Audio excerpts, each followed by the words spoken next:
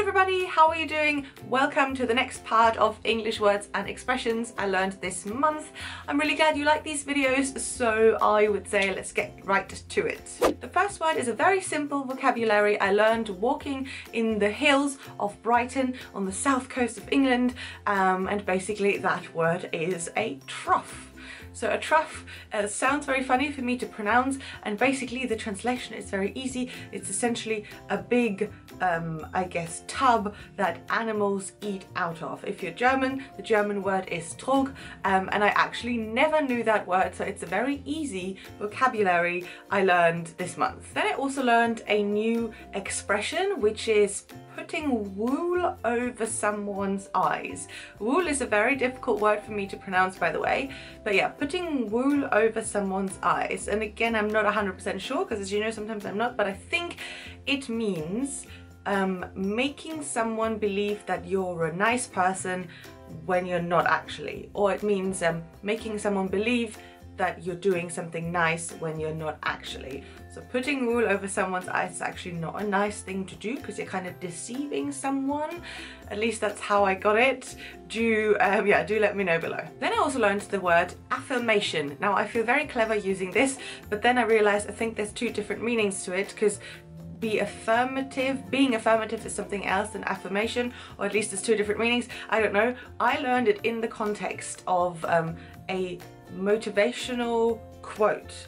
So basically an affirmation could be, I guess, one of these postcards that I have in the back, and if they said every day make someone smile, or I surround myself with beautiful things, or you know what I mean, like these kind of quotes that you see on Instagram and Facebook every day, and they kind of motivate you. Some people have them as their phone screens and phone cases, and maybe as posters in the room, and apparently these are affirmations. But then I thought about it and I was like, I think I've heard it in another context, and I spoke to my housemate last night and she came up with another context. I don't quite remember it now, so do let me know below what you think. Then I also learned being discursive, or discursive, I'm not sure. Either one of them. So being discursive basically means trying to distract from something. So maybe if you're nervous and you're laughing a lot and you're talking about something that doesn't actually have anything to do with what you should be talking about, you're being discursive.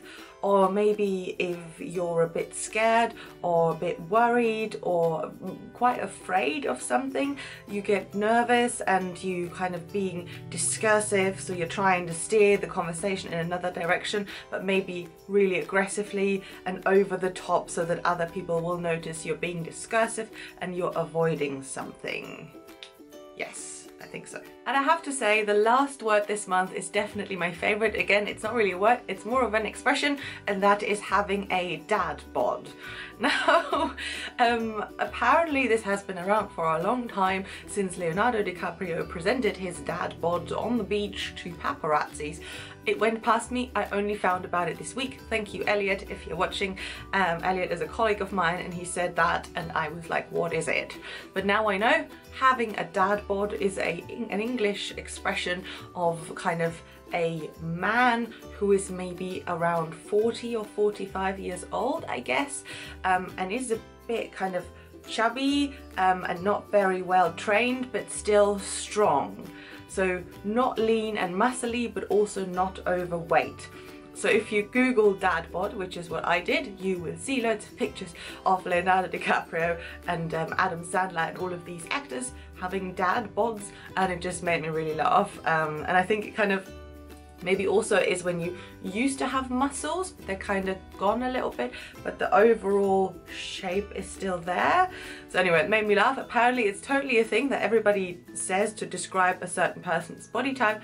I had never heard of it. It's definitely my favorite one this week, and yes, that's the last one. Thank you so much for watching. I get loads of really good comments always from you guys about these. I asked you guys on Instagram this week, what would you like me to do? Some of you said this, some of you had a few other ideas. I'm going to try and do a few over the next few weeks.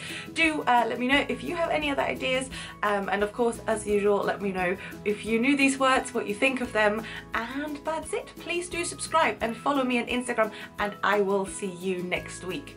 Bye.